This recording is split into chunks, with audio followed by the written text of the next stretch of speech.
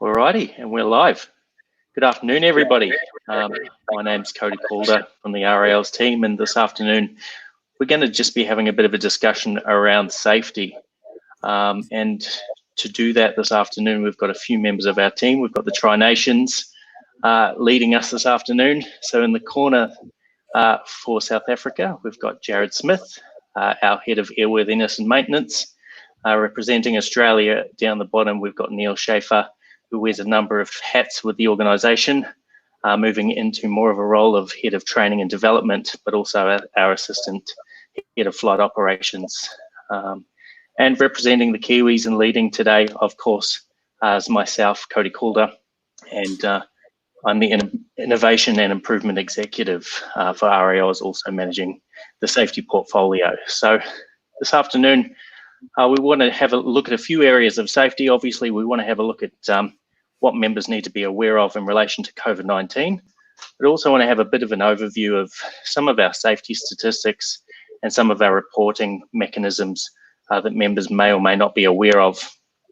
I also want to take the opportunity to thank our entire team who are working hard from home at the moment to ensure that our membership is looked after during this time.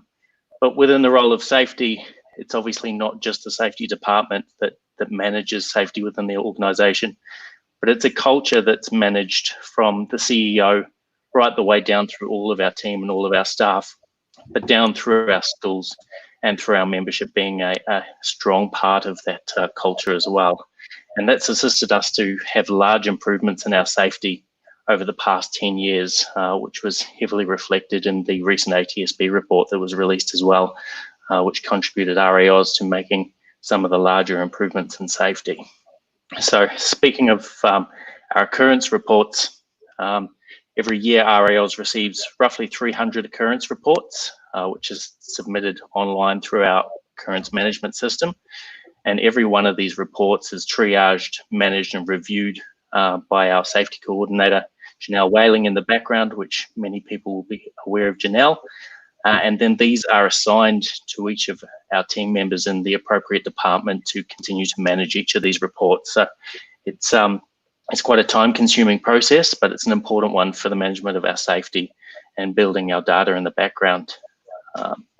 So Neil, can you tell us a little bit about the process when the operations team are assigned an occurrence report?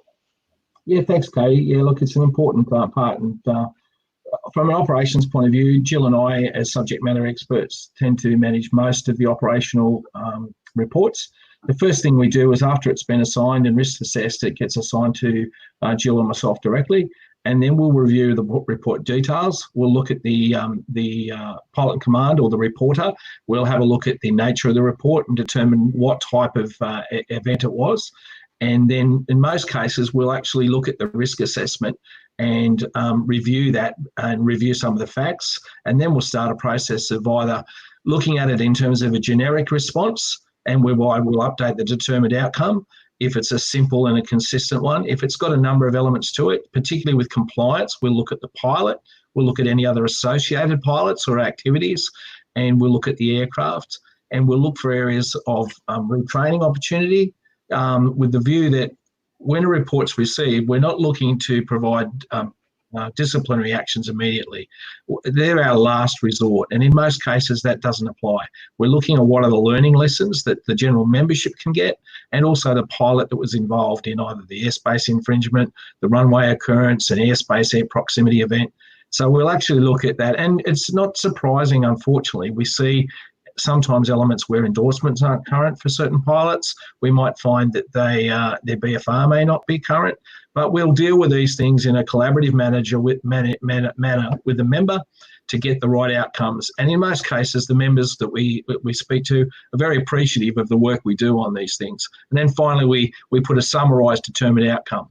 Now, this is what we do in regards to serious incidents and accidents, and even just minor ones as well. With fatals, we have to treat them differently, but I won't deal with that just at the moment. Thanks, Neil. And yeah, I think that's really important about the culture and the processing of these occurrence reports, and that RAAus maintains an open and fair reporting culture, which is commonly referred to as a just culture within aviation. And it basically means that we're using these reports as an opportunity for training and in the improvement of safety, not as a disciplinary tool for members. Unless, of course, someone has willingly broken the rules and violated rules. At the end of the day, we understand that everyone is human. We do make mistakes, but what we're really looking for through these reports is an indication from the member that they've understood what's happened and maybe that they've put processes in place to ensure that these occurrences don't happen again moving forward. So Jared, from a technical perspective, what can members report to RAAus? Defects. Defects, especially when carrying out the annual inspection and or the 100 hourly. And a defect is something that has caused or that could cause a primary structural failure in an aircraft, in a control system, an engine structural failure, or anything that has caused or that could cause a fire in the aircraft. And what members should take note of is that pretty much the majority of ADs and service bulletins that are issued are created out of reporting defects. So everybody has that responsibility to improve safety. Thanks, Jared. And that's also important, is that, we have a number of these reports being reviewed in the background and being processed, and members obviously don't have a lot of that ability a lot of the time. It's important that members continue to report this information. And a good example of that was recently a defect that was reported on an aircraft from Jared's department. And I recall Jared jumping on the phone that afternoon and actually contacting by phone all of the owners of that type of aircraft on our database, just to make sure that safety was maintained until we could get on top of that report. So there is a lot of work that's going on in the background to ensure the safe operation of everyone, but we can only do that through the reporting from our membership. And I think Neil put it really well recently, in that if a member fails to report an occurrence or an event, it actually means that the potential for education and safety to be maintained for the rest of our membership is actually lost, which was a really, really good point. And we've put there the link for our OMS. We've actually updated that recently. It's now a little easier. You can go to reporting.raaus.com.au and you can actually report a number of occurrences, not only accidents and incidents, but obviously defects, as Jared just mentioned, also hazards and confidential complaints in there as well. Thanks, Marit, for chucking up that updated link. So, Neil, back to you. What kind of reports might we want to see from members that they may not be aware that they need to report? That's a really good question, because I think sometimes the scope of what can be reported is, apart from the value, it's important that the member understands that it could have benefits not just to that pilot and the aircraft. But I think probably one of the standout ones is that, as we probably all know from the statistics, loss of control accidents and incidents, and most of them occur in landing, some in takeoff, but inevitably they're often associated with a hard landing. Now, whether the nose wheel collapsed or it didn't, whether or not the aircraft bounced back into the air or it departed from the runway, at the end of the day, they're all loss of control, but they're also hard landings. And it's important to realise that a hard landing's got implications on the airframe. The old saying, metal never forgets, but composites don't either. And we've had a number of cases where, particularly with aircraft that have got high circuit or high landing usage, like training aircraft, we start to see some of those issues unravel in terms of failures in components that were probably attributed to hard landings over the last 12 months. So it's important that even if you think it was nothing, and we're not talking about a feather light textbook landing, everybody knows that not all landings are perfectly graceful, but if there's one where you've actually felt probably greater than 1 G of load, or you've actually felt, if you've felt it, it probably needs to be told. So in terms of like a hard landing, because the airframe felt it. And of course that then goes to the maintenance areas that Jared will investigate, and it builds a history trail for those aircraft. We could also look at it, could be to do with the environment. So a hard landing could be because trees have grown up on an approach, and in certain winds we do get we're getting an increased amount of wind shear or wind gradient. So these things are valuable to report, and we've often had success with councils and aerodrome operators to actually get them to actually change the vegetation around, to fix potholes, and to fix things by simple reporting. You know, even a prop strike that might not have caused any damage. It's really important that we actually report those things. Of course, the other ones like near misses. People say, oh, that was a near miss, but it was only 300 metres. I saw the guy. That's really important, because as our non-controlled airspace gets more dense with training and operation, it's really important that we start to build parameters so we can take that back to airspace user groups like RAAus, and we can take it to aerodrome control officers, and we can look at circuit procedures. And it's really important that near misses, which really are really just by luck in most cases, not necessarily good management, avoid a very serious accident. And last year, unfortunately, we did see a mid-air collision in the general aviation training environment, which was catastrophic. And the reporting of near misses is an important leading indicator. So they're just some examples. Airspace incursions are another one. But yes, there's a lot of good reasons why those sort of reports that you may not think should be reported should be. That's right, and I think that's one thing that we're certainly doing in the back end there as well, is we're actually creating trends for these types of occurrences. So as an individual member, you may think, well, that wasn't really important, but what we might not realise is somebody else who's operating out at the same area may have had a similar occurrence. And if we start to receive a couple, 2 or 3 occurrences about a similar thing in a certain area, then it allows our team to actually do something about that moving forward. So as well as being able to monitor trends, we also use our occurrence data to be able to put together safety data and statistics in the back end. And what I want to do is I want to just have a quick look. I'm not sure if people have seen the review that I put together on our safety page from our 2019 statistics, but I just want to have a quick look at some of the main data that we took from our overall reporting from last year. And if I can just share my screen here, I'll have a bit of a look at that. So you can see there a map of all of our accidents and incident occurrences as of last year. So we had a total of 58 accidents that were reported, 170 incidents, 5 hazards, 24 defects, and 42 complaints. So it brings us to our total of roughly 300 occurrences for the year. And you can see that map there is fairly representative of our membership base as well, and where our main membership lies. Moving into some of the nitty-gritty. So we had 5 fatal occurrences last year. We had 3 serious injuries in occurrences, 16 minor injuries, and 203 occurrences that were reported with nil injury. We also had 15 reports of aircraft that were destroyed, 38 reports with substantial damage, 53 with minor, and 106 with nil damage as a result of that reported occurrence. Breaking down into our airworthiness and maintenance occurrences that we've seen, and our top 2 in the maintenance category is engine failure or malfunction, and landing gear failure or landing gear issues. And Jared, you might just want to speak to that briefly in terms of what can members be doing to be making sure, or to try and mitigate these concerns, to try and avoid engine failure or malfunction or issues relating to landing gear. I'll be carrying out scheduled maintenance as per the manufacturer's schedule. The majority of manufacturers have really detailed worksheets for completing periodic maintenance, and this should always be used.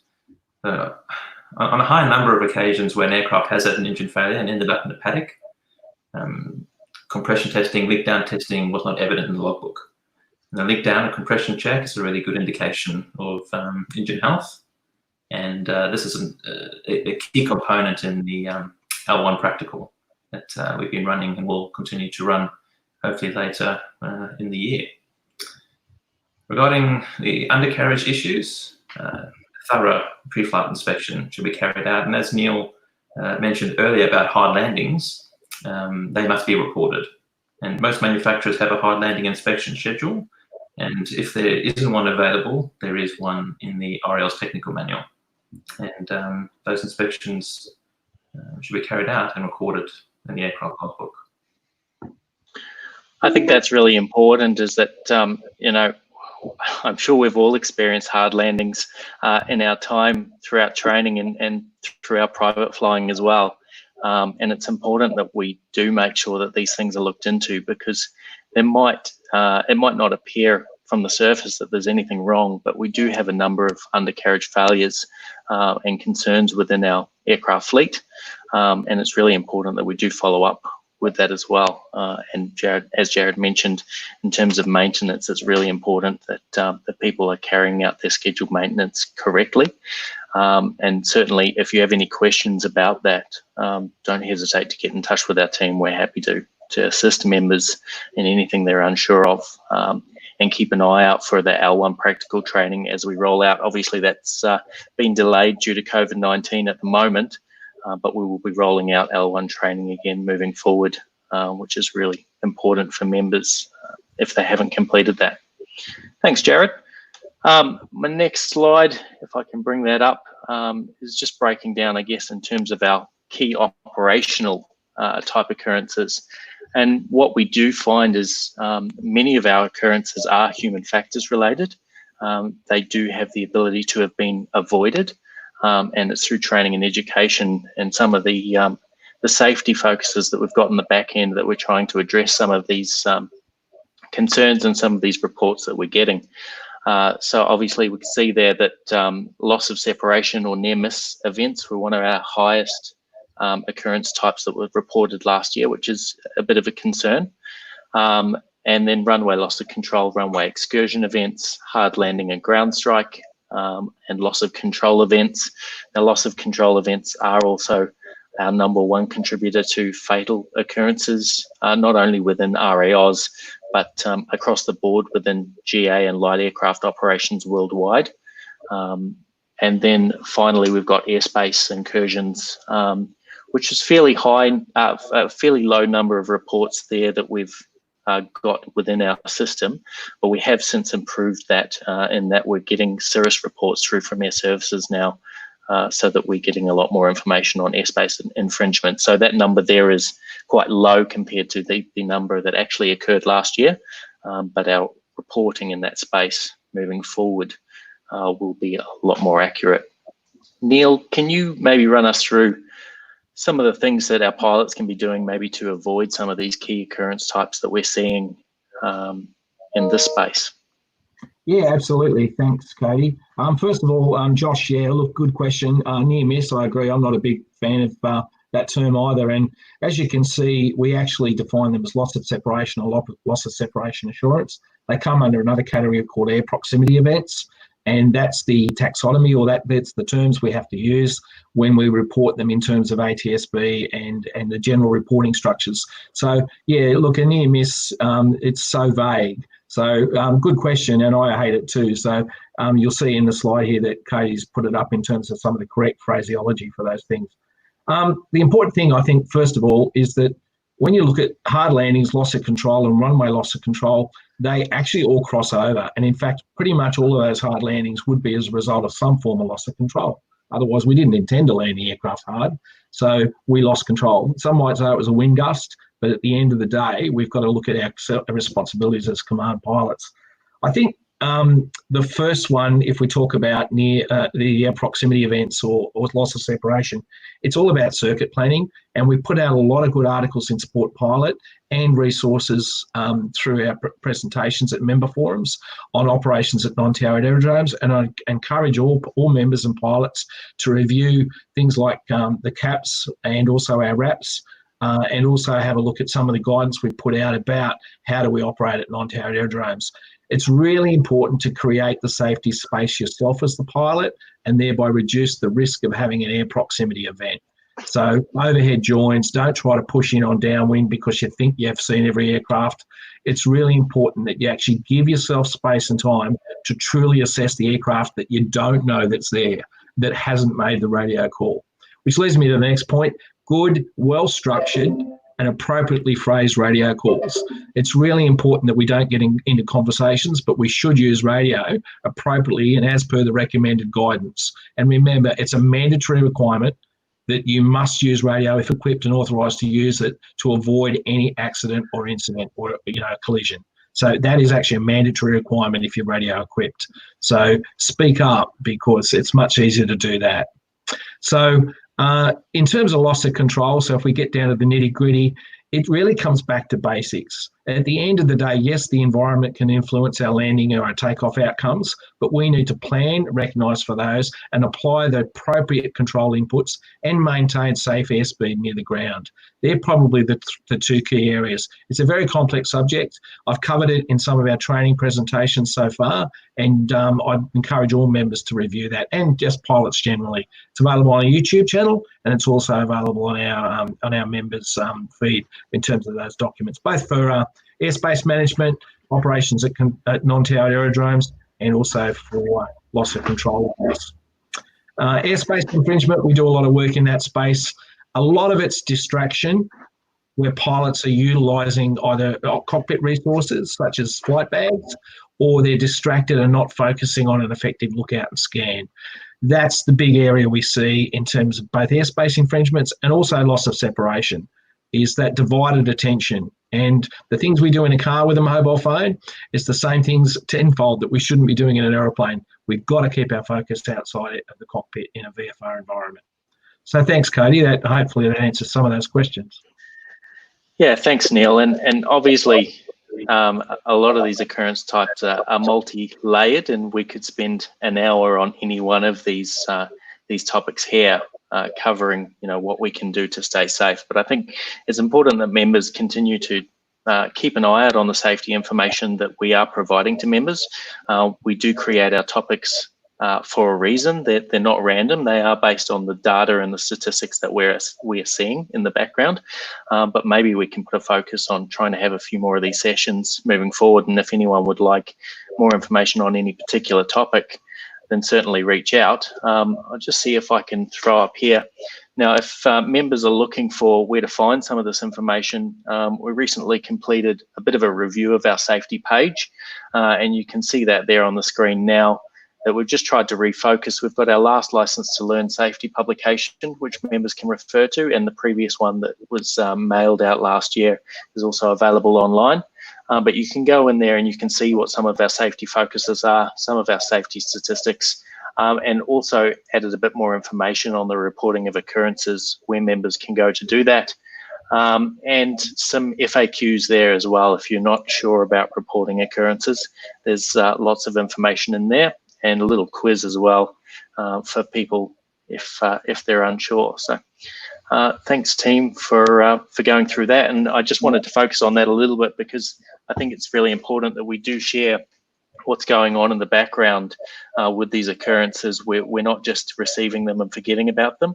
There's a lot of effort from a lot of our staff managing these occurrences in the background. So I guess, did we just have a question pop up there? Coming back to COVID-19 as a focus point. Yeah, so moving forward and getting out of our general safety topic, but back to our status quo at the moment, which is COVID-19. Jared, can you tell us a little bit about what members should be doing before returning to flight if their aircraft hasn't been used in a little while? So fortunately, we've only been restricted for about a month and a half, 2 months. So aircraft may not have been sitting around for too long, but generally speaking, a really thorough pre-flight inspection. On our YouTube channel, we do have a really good video there carried out by Mr. Schaefer. I recommend everyone to get on there and have a look.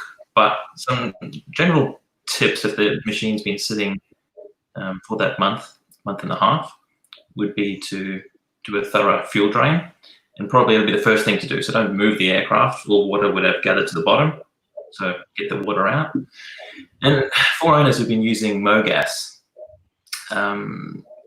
avgas is relatively good for probably a period up to 6 months, but MoGas, if left, can, especially in hotter conditions, can oxidize and form a peroxide, which can attack the inside of rubber hoses. So if it has been sitting, we'd just recommend taking off the carby bowls, throwing that out, and flushing fuel out of the fuel lines and really getting those a good inspection. The other thing to note is that with MoGas, the actual suppliers supply it with a volatility 30% lower in summer than they do in winter. So if it has been sitting for a long period of time, it's a good idea just to remove the fuel and replace it with fresh, or the worst, just add some new fuel to it to make sure that volatility is up. Another thing to look out for if it has been sitting is, especially in Australia, we've got a lot of rodents, and I have heard that mice can actually get into the airframe through a hole the width of a pen, right? So it can really do a sizable amount of damage to electrical looms and eating at cables, etc., etc. I think would be the battery. Take that out and charge it. And aircraft tires, they've been sitting, they can get a flat spot, and because they have a relatively small total volume as compared with car tires, a small leakage can make a big difference on the pressure. So you might notice that until you get onto the runway and you're trying to take off. So ensure tire pressures are adequate. And then lastly, just give the aircraft a really good wash, really good clean to aid with your inspection. To have a look for corrosion and general cracks, etc., etc. Awesome, thanks, Jared. And obviously, the RAAus team have been working in the background to put a lot of educational material together in response to COVID-19. I think we're all relieved that it looks like we might not be in for quite the extent that we originally thought, with a number of states releasing in the last week or two restrictions being lifted around recreational activity. But certainly as we start to get back towards normal operations, we'll be putting together some of these points that Jared has just raised there, and what members can be doing in terms of returning to flight as restrictions are lifted for COVID-19. Question here from Marty. Sorry for the rookie question. No question is a rookie question. Who is responsible for lodging a report, the student or the aircraft owner? That's a good question. Essentially, any responsible person is responsible for lodging a report. So it should be if it's in relation to an event that has occurred, the pilot in command is the key person that's responsible for lodging a report. If you are aware of the likes of a defect for your aircraft, then whoever identifies that defect would be responsible. But as a responsible person, you may not be the pilot in command, but if you are aware of these things, and you also have an obligation to ensure that that is reported. So from our perspective, it doesn't matter if we receive 3 reports on the same occurrence, we'll actually merge those in our back end. And what's really important is that we get that information. So if you are aware of something and you're not sure whether that has been reported, then please feel free to get in touch with our safety team and say, hey, I'm aware of this. Have you received a report on it? If not, I can put something through, or here's some details, so that we can act on that. Neil, do you have anything further to add in relation to that? No, okay, I think you pretty well covered it. I think if you're a student and you're involved in a hard landing or incident, your instructor or your CFI should sit down with you and actually run you through the occurrence management system as part of your training. It's one of the requirements as a pilot. You understand how to lodge an occurrence. It's a pilot responsibility. So if the opportunity or the unfortunate event happens that you need to do it, it's a great way to actually build culture. So we actually get into the reporting and you learn to work your way through the system of how it reports. The great thing for RAAus members is if they complete the online occurrence management report, it actually helps fill out their statutory requirements for a written report to the ATSB where required. So it's a great system, and I'd encourage you to actually learn how to use it. And as Cody says, don't be afraid to issue a report. If you're a supervised solo student, you might have almost had a bird strike. You may or may not have told your instructor. You probably should have, but those sort of things go, the airfield I operate, bird strikes are quite common, and it's an issue that we work with councils. So you may see things that, again, you may not think are important, but collectively they're valuable to the airfield. So yes, again, I just want to reiterate, report. I'll hand over to you, Cody. There's a few more questions there we've got just regarding about reporting and the carriage of accidents as well. Yeah, and just touching on that again, Neil, it can be quite an intimidating process submitting a report, but just re-emphasising that we're not sitting on the other end of the line trying to run anyone down if they report. We want to see these reports, and we work with our members to make sure that safety is maintained rather than running around punishing people. Another question here, would you please explain the following for an RAAus registered aircraft accident? Who is in charge of an accident investigation when there is injury or fatality? So this is an interesting one in terms of where RAAus lies, and the three of us here all have formal investigation training. But with the likes of an accident where there's a fatality especially, the ATSB has the right to investigate that accident first and foremost, but they also have the powers required under the TSI Act, the Transport Safety Investigators Act, to take control of that scene. Now, unfortunately, RAAus has no powers under the TSI Act and no controls, therefore. So essentially, when we do have a fatal accident, RAAus will contact the police in regards to that local matter, and we will assist them with subject matter experts and to enable them to complete their investigation. So what RAAus will do is we typically investigate in association with the police, and we will often put together a report for the coroner, but ultimately it is the police that are in charge of that accident site, and we have no control over that accident site. Neil, do you have anything further on that?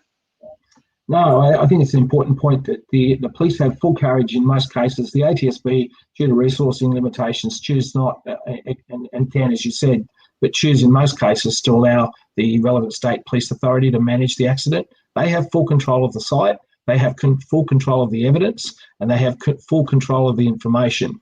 The coroner's release of that information, once a report's done, is at the discretion of the coroner, and listed interested parties, that is family, friends, and RAAus lists itself as an interested party in outcomes because we contribute with the police to the report. So we get those, but we do have no protection, even on an open finding, to release the coroner's information. We can refer you to the coroner's website where you can read the coroner's findings, but these could take up to 2 and sometimes longer years before the coroner actually even releases their findings. So it's important to, and it's very frustrating at a very sensitive time where people want to get answers, and they may not think things aren't happening, but I can assure you that in the background, every day when there's a fatal accident, there's a significant amount of work being done in terms of wreckage assessment, in terms of interviews, in terms of collation. External SMEs are being employed for assistance, and we work very hard with the police to get to the answers as to what were the fundamental causes and contributing factors, and we provide that information in a detailed report to the coroner. Yeah, absolutely. And I think that's a real important one, is that we as an organisation would also love to be able to share this information with our members. It is important safety information. It allows us all to learn. We learn best based on learning from previous occurrences, but it's a real tough situation for us to be in, having control or protection. So we're able to release direct information about these occurrences. However, we do remind members that if we do identify a safety case puts other members at risk, we will certainly release the information that is relevant to that. And our safety promotions and our safety resources that we do send out often have a focus on some of the key elements that we are finding in these accident investigations. So whilst we might not be able to tell you that this accident occurred due to a loss of control, and here are the measures as to why it occurred, that messaging is included in the publications that we are sending out as a safety team and as an organisation. I think we had another question pop up there. With COVID-19, I fly an aircraft owned by a syndicate. One of the requirements is you need a check flight if you haven't flown in the last month. With social distancing required, how does one handle a check flight when we certainly can't be 1.5 metres away from each other? That's an interesting question. Neil, do you want to run with that one? Well, look, social distancing guidances of 4 square metres and 1.5 metres have been designed to actually stem the spread of the COVID virus. And it's been a changing space over the last 3 months.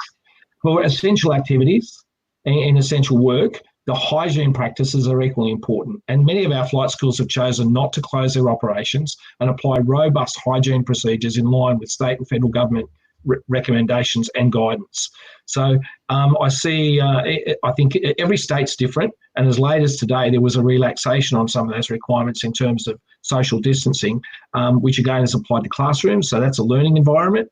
And it would be argued that if you apply the appropriate health hygiene practices, that you're performing a function that requires you to do that as part of an aviation standardisation practice, that you'd be more than well within your rights. Now, we don't have the authority to say categorically in every circumstance, but what I can say is where 1.5 metres can't be applied, then all hygiene practices and a risk management strategy should be applied by the participants, and if in the operating of a flight school, within the flight school's risk management system.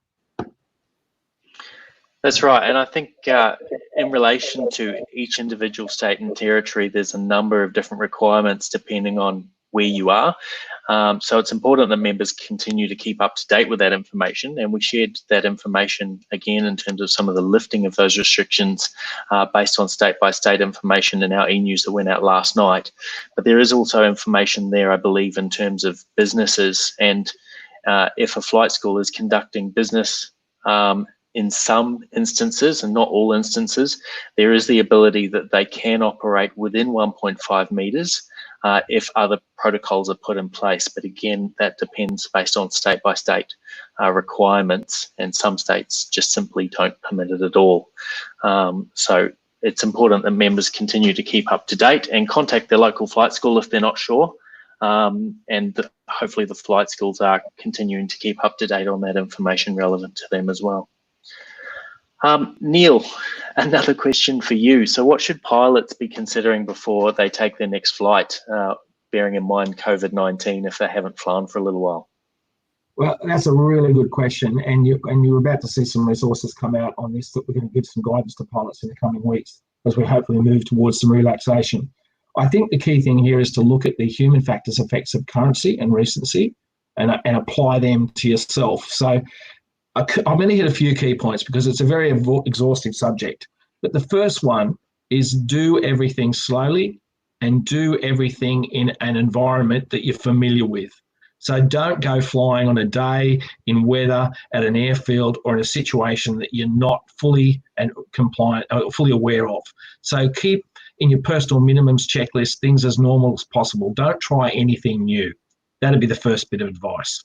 The second one is take everything slowly. Things that you automatically do through muscle memory and innate memory, you may have forgotten. And this is a classic case where you could forget to do a check, be it in a pre-flight or in a flight operation. So absolutely work to a discipline of using a standardized checklist, a written checklist where possible, and make sure you don't miss anything in key practices before and during flight. The other thing is limit distractions and make sure that you're focused on the job at hand. If possible, and you can obtain a flight check, or you'd like to obtain a flight check for if your BFR has fallen or has lapsed, it'd be a great opportunity to encourage to get to the services of a flight school and actually use it as an opportunity for a refresher. Remember, 2 qualified pilots in a cockpit are going to pick up things that they may inadvertently not have picked up. So maybe it's an opportunity once you get current to think about a degree of mutual flying with a qualified pilot that you trust, that you can actually, that will be watching out, and you'll be watching out for each other. And it gives you a chance to recreate and enjoy that. But I think initially create a very sterile environment, focus on procedures and disciplines, and realise that even if you're a 1,000 or 10,000 hour pilot, because you haven't flown for 2 months, there are going to be things that aren't quite as sharp as what they were a month ago. That's right, and if people are unsure as they're deciding to return to flight, then please do reach out, contact local flying schools, and just ask about going and doing a few circuits with an instructor. It might only take half an hour, but it's much better to go and be sure that you're returning to flight safely rather than asking that question to yourself, should I be doing this, should I not be doing this? And obviously there's a number of factors that play into that depending on each individual's skill level and their experience. but also the local conditions. So if you're looking at returning to flight for the first time after a couple of months and the conditions aren't great, there's a bit of a crosswind, or the wind's a bit stronger than normal, just making that decision to leave it for another day, and to be careful and cautious, as Neil says, and slowly return back to flight so that we can all be safe. Moret, are there any other questions? Safety tools or projects do we have ahead in the tech space? Jared? Well, of course, the L1 practical training, as we'll continue to monitor the restrictions, and we'll advertise courses when it's safe for all concerned to do so. So, yeah, hopefully not too far away. In the recent member survey that went out, over 90% of aircraft owners indicated that if an aircraft maintenance logbook review service was available, that they would be willing to pay for it. So that is the carrying out all the aircraft maintenance research on behalf of the aircraft owners, which saves them many hours, days, weeks, depending on the aircraft make and model. And that research is actually carried out for that owner's specific make, model, and serial number. So we provided that result to Flight Safety Solutions, who've been working hard over the last 6 months to be able to offer the service. And glad to say that it's very, very close to being available. So please monitor your email inboxes for information on how to access that service. Very exciting development. Last week also offered a free special flight permit to aircraft owners affected by the coronavirus restrictions. You can find that link in our forms on our homepage. So if your maintenance release or record expired after the 1st of March, and you need to relocate your aircraft for the purposes of maintenance carried out, you can apply for a free special flight permit. Thanks, Jared. And I did see a question pop up there from Josh. Thanks for tuning in, Josh. Josh is also doing some great live broadcast work on the discussion forum on Facebook. But is the L1 practical training going to be a requirement for existing L1s to keep their L1, Jared? That's a good question, Josh. There's a lot of development at the moment going on around the weight increase requirement, and there's various questions to be answered in that space, but it's I wouldn't say that it's going to be a mandatory requirement for current level 1s maintaining their Group A type aircraft, but it may be a mandatory requirement for maintainers that want to maintain their aircraft in a Group G category above the 600 kg maximum takeoff weight limit. Thanks, Jared. And I guess moving on from the tech space, Neil, can you give an update as to maybe some of the safety focuses that we're working on currently in the operational space? Yeah, look, we've taken a top-down philosophy, get our examiners and our highest approval holders, make sure we've got standardisation right.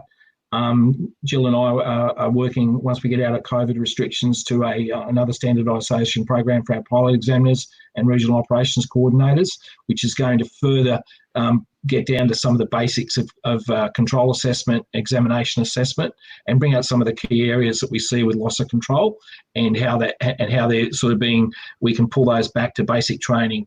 So we're going to have a look at some of that, particularly slow flight scenario-based issues around stalling, and we're going to work on training packages that actually give our examiners from their school CFI upwards a much better understanding of how to deliver that to make our training more robust. Obviously, we're doing areas where there's high-risk environments like pastoral operations, utility, low-level mustering. They're key areas where we see high accidents rates. And Jill and I have been doing a lot of work in terms of engagement with communities, particularly out west, where these things are more prevalent. And we've been looking at how we actually develop that. And we've actually got some subject matter experts that have got lifelong careers in these areas. And we're redefining again how we assess it and how we make sure that our pilots are compliant where they can legally operate in those areas. And of course, upset recovery, not just in loss of control at low level, but general upset recovery. It's going to be an ongoing requirement as we move to more complex and heavier aircraft, but we also are building that for our examiners at the moment, and we hope to roll that out in the next 12 to 18 months as well. So there's a number of operational projects, online exams as well. We're looking through the learning space that Cody and I are working on. We've got a lot more assessment tools that we're going to provide in terms of updates. That's going to provide more resources and also better competency assessment for candidates. So there's a lot going on in this space, both in training and operations.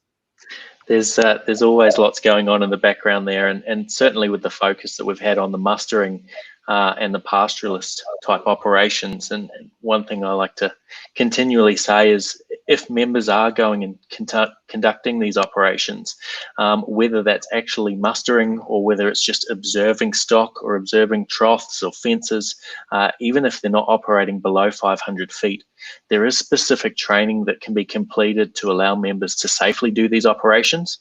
And that extends out to our instructors as well. And in terms of, we do see a lot of farming operators who come through and get their pilot certificates, and they do have the intention of doing some of these operations, and it's just really important that members continue to go out and get the correct training so that they can do this really safely, or a lot more safely, because even at 500 foot, if something does go wrong, you've got very little margin, and there are tools available that can help you conduct some of these operations safely. But as Neil said, there's a lot of exciting developments in the space, and Neil's taking a very strong role in managing some of our training developments and education in the background as we get him out of the role of assistant head of flight ops and into that training space. He's also been a strong part in getting some of these resources with the GoFly online contracts that we recently did. So if people haven't gone and had a look at those resources, it's a really good opportunity to have a look at that whilst we might not be able to get into the air. And we've had some really good feedback on those resources as well. Moret, do we have any further questions in the background? It looks like it might be most of it. So thank you to everyone for tuning in. If you do wish to contact the safety team, you can do so at the link that I will get Moret to put up below. Here's the test. You can email safety@raos.com.au if you want to get directly in touch with the safety team. Moret's typing frantically there now. But otherwise, if you have an inquiry that's specific to the operational technical team, you can reach out and any of us will be happy to lend a hand to answer your questions. So thanks again for joining in. I think this is about as much Tri-Nation activity as we're going to get at the moment, given the halt in football and rugby, but hopefully we'll be back soon to see the Kiwis win the next World Championship. What do you mean? It's only 40 minutes. It's only half time. Thanks to everyone for joining in. Thanks, everyone. And check out those resources, and we'll be in touch again soon. Thank you. Thanks, everybody. Yeah.